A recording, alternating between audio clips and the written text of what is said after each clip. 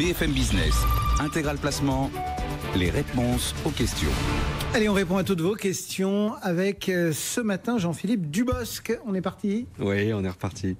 Gilles vous écrit, il a souscrit un crédit immobilier il y a 7 ans et il se demande s'il a bien compris qu'il pouvait changer désormais d'assurance emprunteur. Alors oui Gilles, effectivement vous avez bien compris, depuis le 1er janvier dernier, vous pouvez, même si vous avez signé votre crédit il y a des dizaines d'années, vous pouvez changer d'assurance emprunteur. Alors vous savez, c'est cette couverture qui en fait n'est pas obligatoire, hein, mais qui est dans la quasi-totalité des cas exigée par les banques. Fait, hein. Voilà, c'est-à-dire que pour avoir le crédit, la banque elle vous dit il faut que vous preniez une assurance emprunteur. Donc dans les faits, vous êtes obligé de prendre cette garantie qui permet la prise en charge des mensualités de remboursement en cas de décès, en cas d'invalidité, en cas d'arrêt de maladie et quelquefois en cas de perte d'emploi. Donc pour oui, Gilles, couper, on peut nantir un gros contrat d'assurance vie ou des choses comme ça, mais c'est à peu près le seul moyen d'y couper, non ?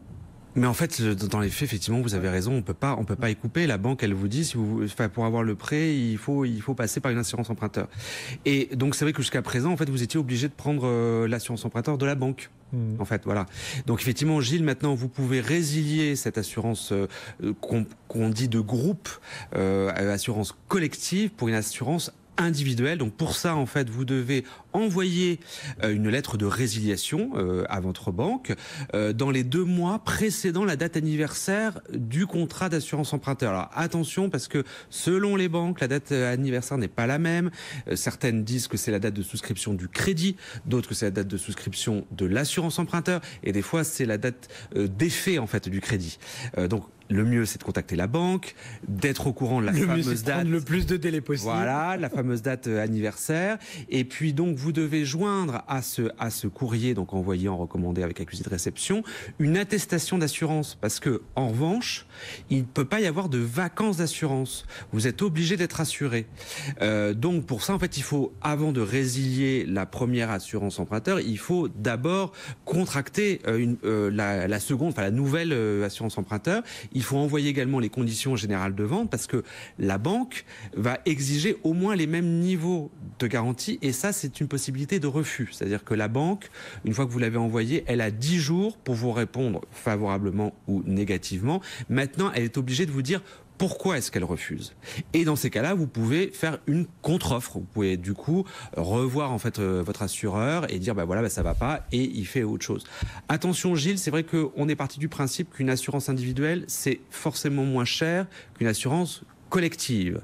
Alors c'est pas si simple que ça parce que l'assurance collective, l'intérêt c'est qu'il y a une mutualisation des risques, c'est-à-dire que les jeunes payent un peu pour les vieux, les bons portants payent pour les mauvais portants, bref, alors que l'assurance individuelle c'est en fonction du profil de l'assuré. Donc pour faire simple, Gilles, si vous avez moins de 40 ans, si vous ne fumez pas, si vous êtes en pleine forme, effectivement, pas de problème, là vous résiliez, vous prenez une assurance individuelle.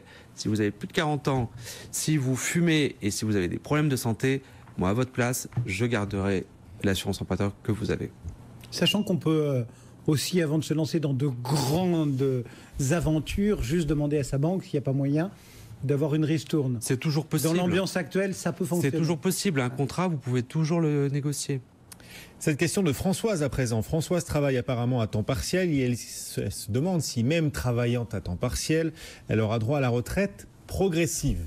Alors il faut juste rappeler que la retraite progressive, c'est un dispositif qui est très intéressant et qui est méconnu malheureusement. C'est une transition douce en fait entre la vie active et puis la retraite. C'est en fait vous passez à temps partiel et puis vous percevez en même temps une fraction de votre future retraite par rapport aux droits acquis. Et effectivement, François, c'est pas parce que vous êtes déjà à temps partiel que vous n'avez pas le droit de passer à temps partiel dans le cadre de la retraite progressive. Oui, Françoise, vous avez le droit à la retraite progressive. Je rappelle que vous pouvez avoir le droit à la retraite progressive qu'à partir de 60 ans et qu'il faut justifier d'au moins 150 trimestres, c'est-à-dire en gros avoir travaillé plus de 37 ans. Par ailleurs, c'est un dispositif qui n'est accessible que pour les salariés du privé, que pour les salariés agricoles, pour les exploitants agricoles, les artisans et les commerçants. Donc François, je ne vous connais pas, mais si vous êtes fonctionnaire, si vous êtes agent de régimes spéciaux, par exemple comme la SNCF, oui. ça m'est vraiment par hasard, Bonjour. ou si vous êtes profession libérale, et ben vous n'avez pas le droit à la retraite progressive, même si vous travaillez à temps partiel aujourd'hui. Voilà donc votre réponse, Françoise. Marc veut savoir s'il faut déclarer l'allocation de sa résidence principale, même s'il ne la loue que pour quelques jours. Alors depuis la loi du 7 octobre 2016, les grandes agglomérations, donc les villes de plus de 200 000 habitants et puis les villes de banlieue parisienne, peuvent demander aux personnes qui louent de temps en temps leur résidence principale à s'inscrire. Donc c'est le cas à Paris, à Lyon et à Bordeaux. Alors c'est assez simple, hein, c'est par site, enfin c'est par internet, oui. Ça prend pas beaucoup de temps. Et ensuite après on vous donne un numéro et ce numéro vous devez le mettre dans les annonces. Voilà. Alors attention parce que encore une fois ça c'est pour la résidence principale, c'est-à-dire que si vous louez votre résidence principale plus de 120 nuitées, c'est considéré comme une résidence secondaire, pardon. Et là c'est d'autres règles, on va dire qui n'ont rien à voir. Il faut faire aussi attention à ne pas proposer trois services sur les 4 suivants: le petit déjeuner, le ménage, la fourniture du linge et l'accueil sur place. Autrement, effectivement, vous êtes considéré comme de l'hôtellerie professionnelle. Ah bon, même si vous faites moins de 120 nuits par an, si ouais, vous accueillez il faut moins de 120. Et puis, en fait, il faut pas avoir de service, en fait, quelque part. Attention aussi, Marc, vous pouvez être assujetti à la taxe de séjour. Il y a certaines communes, vous savez, qui font payer la taxe de séjour. Ça rentre, même si vous n'êtes pas professionnel, vous devez demander la taxe de séjour si la commune dans laquelle vous résidez demande une telle taxe. Alors, il y a des plateformes, si vous passez par des plateformes, il y a des plateformes qui s'en occupent. Autrement, c'est à vous de la collecter et de la reverser à la commune. Dans l'annonce, il faut bien spécifier que la taxe de séjour et le montant par nuitée. Parce que sinon, votre locataire sera en droit de ne pas vous payer. Exactement, c'est exactement ça. Voilà. Et puis, la chose qui est importante aussi, c'est qu'il faut bien sûr déclarer les revenus. Alors, ils sont pas imposables jusqu'à 760 €. Et puis, à partir de 23 000 €, bon là, il faut quand même louer pas mal sa résidence principale. Voilà. Eh bien, vous êtes assujetti à des cotisations sociales.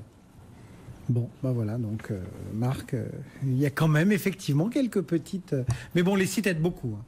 Oui. Et puis alors, s'il y a aussi autre chose, c'est à partir de 2020, enfin, il y a Gérald Darmanin, pardon, le ministre de l'Action et des Comptes Publics, qui a annoncé que les plateformes du type Airbnb allaient communiquer leurs données à l'administration fiscale, donc les revenus seront pré-remplis. En revanche, les plateformes d'intermédiation où il n'y a pas de transactions financières et donc qui n'ont pas les données, comme par exemple Le Bon Coin, elles ne peuvent pas faire ça et donc ne pourront pas pré-remplir. Du coup, il y a certains qui disent que effectivement, ça va favoriser les transactions de la main à la main. Didier nous écrit, lui aussi. Alors, il nous interroge, on quitte l'immobilier pur, on nous interroge sur les retraites. On parle beaucoup en ce moment des comptes notionnels de retraite. Qu'est-ce que c'est, nous demande Didier. Oui, alors je trouve que c'est une très bonne question parce que c'est vrai qu'on en parle et puis personne ne sait ce que c'est. Et pour cause, parce que non seulement c'est très technique, mais ça n'existe pas encore en France. Alors pourquoi est-ce qu'on parle de compte notionnel en ce moment ? C'est parce que, comme vous le savez, il y a Emmanuel Macron qui a annoncé une réforme des retraites. Une réforme des retraites qui serait basée sur le principe suivant, c'est que chaque euro cotisé donnerait les mêmes droits à la retraite, quel que soit le statut professionnel de l'assuré. Et ça, c'est la définition des comptes notionnels. Alors, qu'est-ce que c'est que les comptes notionnels ?